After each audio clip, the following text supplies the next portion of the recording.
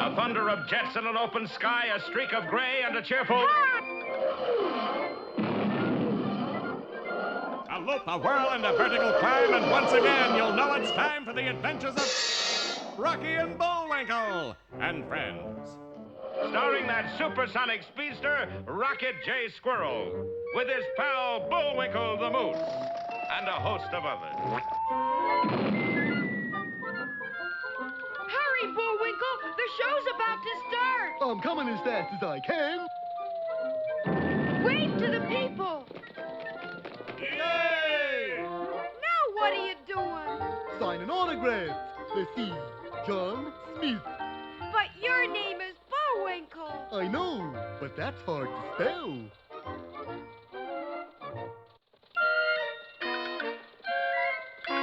We're gonna have a lot of fun. Come on and join us. Sure, there's always room for one more.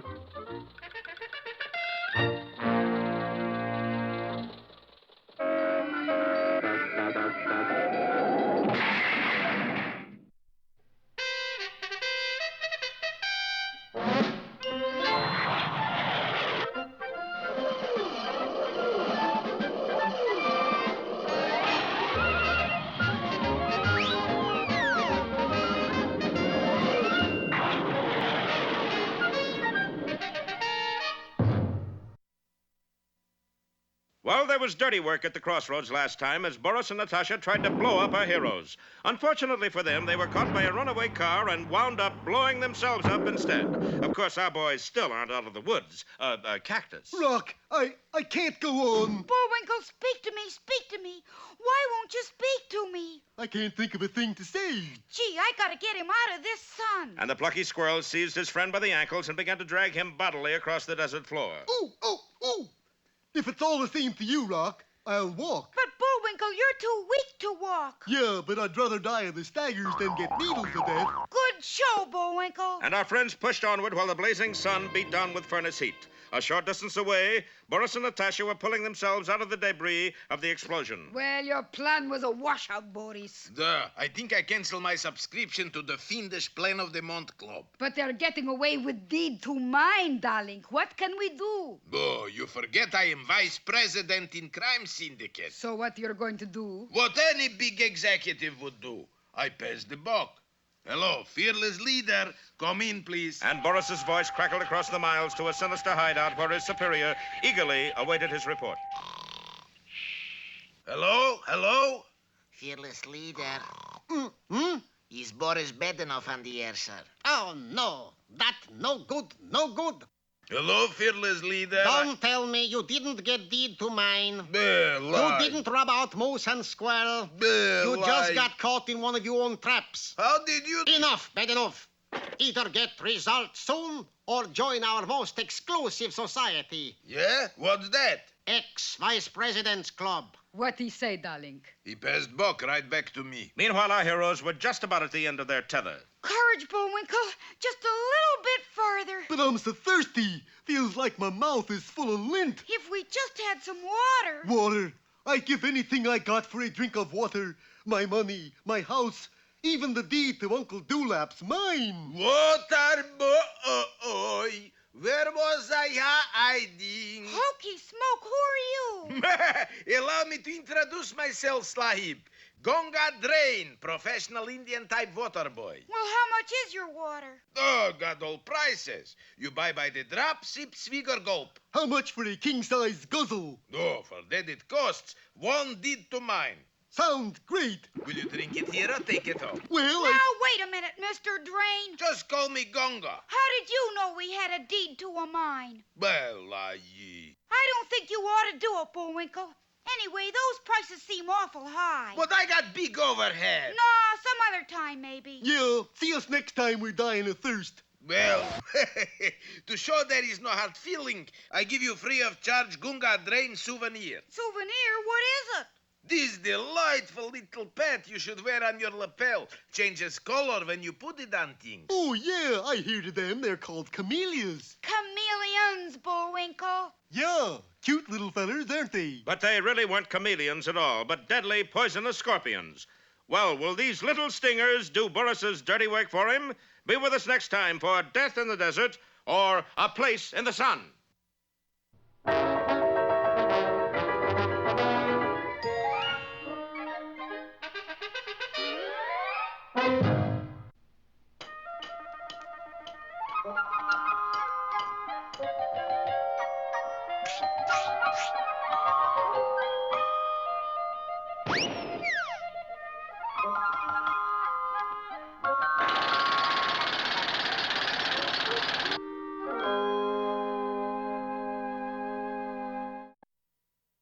Take me out to the ball game. Take me out to the... Hi, Dad. Where you going? Baseball park, son. Gonna see a game? No, I'm donating this bag to the team. Seems that during the game yesterday, some scallywag stole second base and... Pop, you don't understand. Disgraceful act. But, Dad, when a player steals second... I also thought I'd hang this out in the bleachers. Honesty is the best policy. You like it? Oh, it's keen, Dad. But about second base... Speaking of honesty is the best policy, have I ever related the fable of the frogs and the beaver? You see, Dad, a man on first is allowed to run to second when he... Once upon a time, there was a lake. Now, this lake was set so deep in the forest that it was virtually uninhabited, which meant that no one lived there. Well, practically no one. For you see, a beaver had come across this lovely spot and built a resort home right on the shore. Now, our fable could have ended right there, and everything would have been lovey-dovey, if it weren't for two frogs that happened to come along. Their names, Romeo and Julius. That is what I call gracious living. Gracious, yes. How comes that beavers has always got the easy life? Yeah. Why do us frogs always have to live on a lily pad? Julius, if that is your name, let us take this home away from yon beaver. Romeo had a plan. It was both ingenious and colorful. Hey, Romeo, what's the big idea? You are sick. That's right, Beaver. My friend here is in dire distress. Got a frog in my throat. No, you have not. You got the pox. Chicken pox? Frog pox. And with that, Julius went into a frenzied exhibition of a frog with the 7-year itch. Of course, the unsuspecting beaver was scared out of his wits, not to mention the house. Well, sir, inside of 1 week, the once charming little retreat was turned into a shambles. Now, the runner on first has to keep his eye on the catcher, Dad. That little beaver, though, was as industrious as they come. He got as far away from the frogs as he could and erected a small but comfortable cabin. However, the cabin wasn't far enough away from those frogs. That is what I call rustic living. Gracious, yes. I mean rustic, yes. I like this place much better than the joint we're in now. Once more, the clever frog launched a plan. That frog, he's busting my pipe. That beaver happens to be the famous forest ranger, Smokey the Frog. He's just putting a fire out. Oh, my goodness. I suppose he'll want to confiscate my matches, too, huh? Oh, you should never say the word matches. It sends Smokey into a veritable rage. Makes him mad, too. The beaver took off again, leaving the frogs his second place. Did you say second base? Second place. This time, it took the frogs only 3 days to demolish their new abode. And although 3 days isn't much time, it was all the beaver required to construct a rambling hacienda right beside a roaring river. Now, that's what I call hacienda living. Hey, ain't you gonna say hacienda, yes? I can't speak Spanish. Oh. Well, seeing as how our present premises is a shambles, let us swindle our way into this place. You have to give the frog credit. He had an unlimited supply of plans. But so did the beaver. Now, look, I put the fire out, and I've given myself a case of frog pox, so it's no use trying to intimidate me any further. Oh, we wouldn't intimidate you for the world, Beaver. Besides, I didn't build this house for myself. Who did you build it for? You. The frogs were shocked, but not so shocked that they didn't move in and make themselves at home. As for the beaver, this was all part of a cunning scheme in which he'd be free of the frogs once and for all, because, you see, haciendas are made of dry mud. And And you know what happens to dry mud when it's hit by rain. It becomes wet mud. Yes, sir. Inside of Nothing Flat, that hacienda slid into the roaring river. And as for the frogs inside it, they were carried off by the current, never to be seen again. At least not on this show. And that's why I always say honesty is the best policy. You could also say grime does not pay. Yeah, I could, but I won't. Well, bye-bye, son. I've got to deliver this second base. Well, there goes Pop. Generous as they come. Oh, my gosh. I just happened to think. Supposing there's a game today and somebody steals home.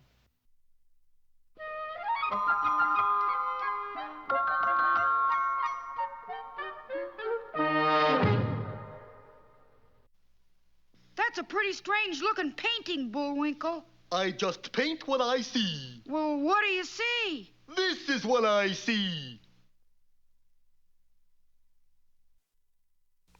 For all of you who want to become tigers in the field of journalism, here is Mr. Know-It-All. Hello, copycats. Today's subject is how to be a star reporter. In order to be star reporter, you got to bring back scoop. You can count on me, Chief. Here is hot scoop. Cover big boat fire at Pier 12. Are you sure there's a boat on fire, Chief? Positive. I lit it this morning on my way to the office. Running up the gangplank of the burning boat, you rush down into the hold, where you find the fire burning merrily. This will be the hottest story of the year. Grabbing a nearby can of water, spelled G-A-S, you dash it into the flames and await results. Hello, Chief. About that fire. Got another scoop for you. Rush over to zoo. His 2-day-old tiger cub smoking cigar. Are you sure there's a 2-day-old tiger cub smoking a cigar? Positive. I lit it this morning on my way to the office. Dashing to the zoo, you rush into the cage, clearly marked Tiger. E-L-E-P-H-A-N-T, Tiger. Once inside, you proceed to spank the 2-day-old tiger, which weighs 40 tons and is smoking the longest cigar you have ever seen. Hello, Chief. About that 2-day-old tiger. Never mind that. Come back to office. Is man about to jump off roof? Are you sure, Chief? I ought to be. It's me. At last you are to get your scoop. And did you get your scoop, Mr. Know-It-All? I certainly did. I stopped off at an ice cream parlor and got 2 of them. See? Tutti Frutti and Pistachio.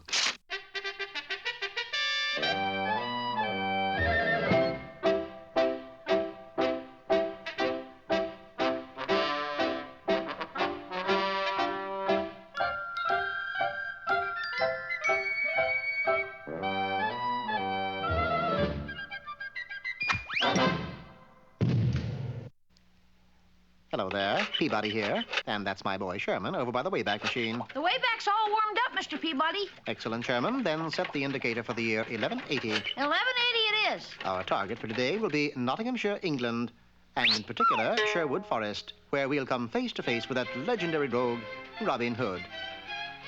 Before we knew it, Sherman and I were beside Robin Hood's band of outlaws. They were known as merry men, but at that moment they were anything but merry. To think he'd do this to us, Little John. Aye, Friar Tuck. Taking our valuables is one thing, but our clothes... Forgive the intrusion, gentlemen, but it sounds as though you've been robbed. We have. That's terrible. Where's Robin Hood? He went that-a-way. To apprehend the culprit. He is the culprit. Before we could voice our astonishment, the bushes parted, and out stepped Robin. I could tell something was wrong by the way he held his bow and arrow. I am Robin Hood, and I've come to rob you. He stretched the arrow taut and sent the bow flying into the air. Surrender your valuables if you value your life. But, Robin, you just finished robbing us. I did. Are you sure it was me? What's this all about, Mr. Peabody? I'm afraid Robin isn't himself. It's his head. You see that bump on it? He ran into a falling rock, changed him completely. Well, tally-ho. I'm off to Nottingham to play chess with Prince John. So saying, Robin dashed for his horse. However, his judgment was sadly lacking. Instead of leaping on the animal's back, he leaped into a nearby creek. Poor Robin. After hanging his beloved leader out to dry, Friar Tuck unfolded a tragic tale. This is our monthly business chart. Robin had the accident on the 8th, and you can see how our robberies have fallen off since then. And the holidays are coming up, too. The situation wasn't bad enough, Maid Marian arrived with more trouble. Where's Robin? I must talk to him. What's up? The Sheriff of Nottingham's dander. Look. According to the proclamation, the wily sheriff was challenging Robin to an archery contest. And if Robin loses, Prince John will cut off England's supply of clippers. Can you hear me, Prince John? I hear you, Sheriff. Good. Now remember, when I shoot, you pick up the target and guide it so that I score nothing but bullseyes. A brilliant plan, Sheriff. Yes, isn't it? The following day, all of Nottinghamshire turned out for the tournament, including Robin and his dejected band of outlaws. You must win, Robin, you must. I don't want to win. I want to rob the poor and give to the rich.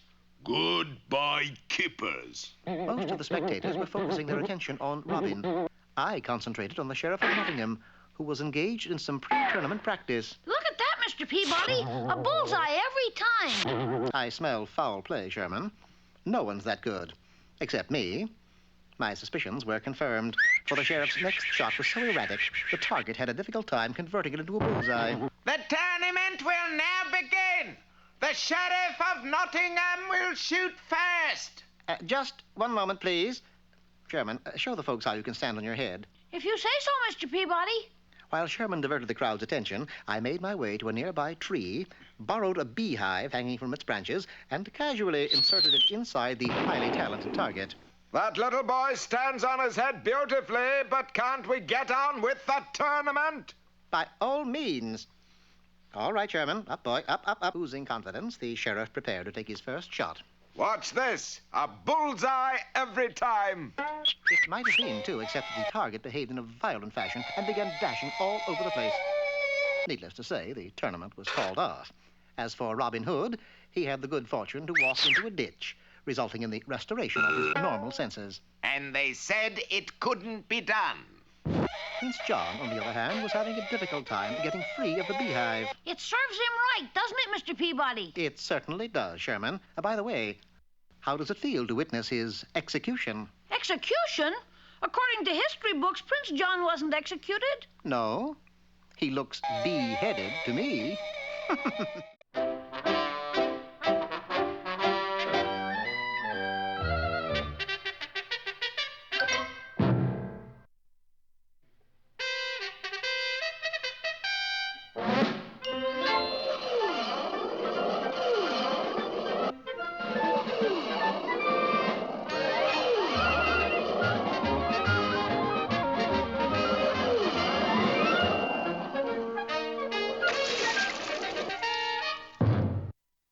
Well, on their way to Mount Flatten, where Bullwinkle's uncle had left him a mine, our heroes have run into a serious water shortage. But when Boris disguised himself as Gunga Drain, an Indian water peddler, Rocky turned him down. Yeah, it isn't as if we're dying of thirst. 'Cause we are. It was then that Boris offered them 2 free souvenirs that he said were chameleons. I don't believe it. These animals have claws. That's because they're desert chameleons. They use the claws to walk through sand. I still don't believe it. You don't believe in sandy claws? That's pretty serious, Rock. No telling what would have happened to Bullwinkle's faith in Rocky if one of the little beasts hadn't suddenly flipped his tail up and stung a nearby cactus.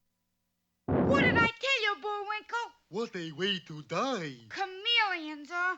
These are scorpions. Well, after all, what is a scorpion? Just a chameleon with a little kick to it. Come on, Bullwinkle. And the 2 boys started off across the desert again. What's the matter, darling? Trick didn't work? I was so sure they would trade deed to mine for water. You were really going to give them water, Boris. Of course, Natasha. This water, all they could drink, see? And as Boris poured a little of the clear liquid into a cup, the cup dissolved. His little invention of my own for reducing. Reducing? Gets rid of ugly fat. People. Deeper into the blazing desert, our heroes staggered. Little did they know that high above them in an air-conditioned helicopter, a mysterious figure was watching them. Suddenly, the helicopter began to descend toward our heroes. Meanwhile, 1,000 feet below... Did you ever get the funny feeling that you were being followed, Bullwinkle? Yeah, and we are. Get out of here, you buzzards. But just then, a shadow fell over our friend. Must be a cloud in the... Hey! A cloud in the hay? The heat's getting you, Rock. No, look. Yes, the helicopter had swooped low and was hovering right over our friends' heads. Gee, do you suppose we're going to be rescued at last? Sure, he'll let down a ladder soon. Hey, look out! Great mounds of moss! Yes, the helicopter was behaving in a very peculiar manner. Either he's a terrible pilot or he's out to get us. Nobody's that bad a pilot. He's trying to squash us like a couple of bugs. Stop, Bullwinkle! Too late. Down came the aircraft on Bullwinkle's head. And when it rose again, Bullwinkle went with it. Bullwinkle, let go! I can't! My antlers are stuck! Your what? My antlers! I can't get them loose! And the strange craft with a moose dangling from it went bounding over the countryside, much to the wild surprise of two nearby Indian chiefs. Some sight, eh, Chauncey? You talk straight, Edward. What you think-em it is? One of two things. What two things? Plane with crazy landing gear. Or? Moose with crazy head. Oh, Chauncey, you funny Indian. Funny Indian? Yes. Navajo-ho-ho. But it wasn't funny at all to Rocky. I gotta try to get Bullwinkle out of there. So the next time the moose touched ground, Rocky grabbed his leg and tried to pull him out. He didn't succeed. Hokey smoke, I'm up in the air. I'm not too calm myself. And the helicopter continued on its erratic up-and-down course over the desert. How long can our heroes take this terrible pounding? Don't fail to see our next episode, The Boy Bounders, or Plain Punchy.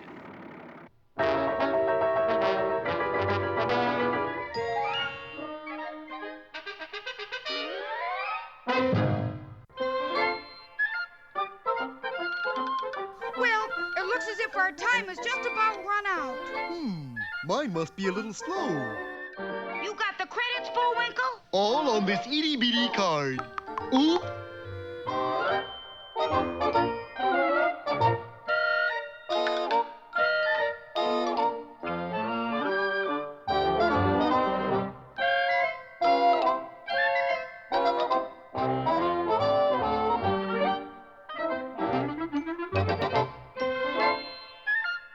We're late again, Bullwinkle. Right. Bye now. See you next time.